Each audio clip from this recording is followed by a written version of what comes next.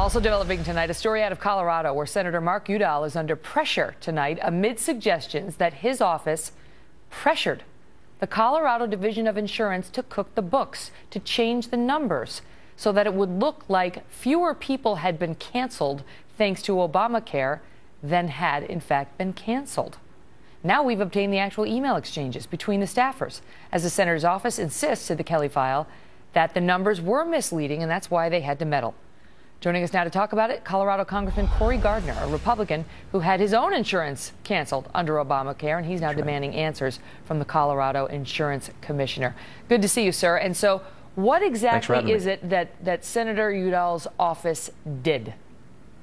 Well, apparently when the Colorado Division of Insurance announced that about 250,000 people had lost their insurance in Colorado, meaning they had had their insurance policies because of Obamacare canceled, he started pushing back using his office, using his staff to push back in what was called and described as a very hostile way with these employees of the Division of Insurance, trying to get them to change the numbers. We have the emails there's a director of external affairs, Joe Donlin. She works for the Division of Insurance in Colorado, and she wrote internally. She said, hey, Senator Udall says our numbers were wrong. They are not wrong. Cancellation notices affected 249,199 people. They want to trash our numbers. I'm holding strong while we get more details.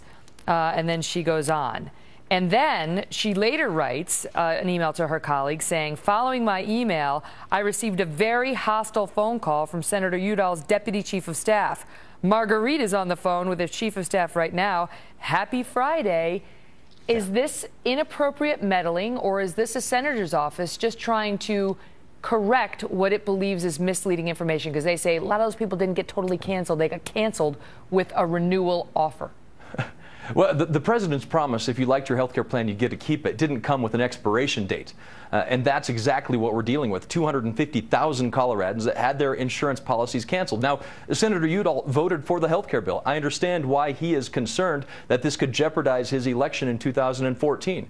There's a difference between calling up an office, though, and saying, hey, are these the right numbers, versus a hostile phone call, forcing a Division of Insurance employee to say, we're standing strong. This was clearly an attempt to use an office, to use the staff to pressure a public policy maker into changing the numbers of people who have had their insurance canceled. I think it raises a big question about abuse of power. Because the larger picture is the cancellation notices were coming in, because this happened a couple months ago, and the pressure was mounting on these Democrats who voted for the law from their home states. Why did you vote for it? Why did you say I could keep my plan? And at the same time, so there was some pushback from his office saying the number's not 250,000 cancellations. It is technically, but a lot of those people were offered renewals. But how unusual is it to have a United States Senator's office call up the Division of Insurance and start pushing them to change their messaging? Well, I think it's highly suspect, highly unusual. And while they're trying now to downplay it, saying, well, you know, we were just trying to verify these numbers, at the same time, they were panicking and introducing legislation to try to deal with it in Congress, to try to hide the problem that was created by his vote for Obamacare. I think what we're dealing with here is a question of bullying, and we need to get to the bottom of it. Well, Senator Udall's office says, look, only 13,000 plans were actually canceled without the option to renew. So the 250,000 number was misleading. And they say they were basically just correcting the record. Listen, thank you for being here with your perspective. Thanks. Thank you for having me. Thank you.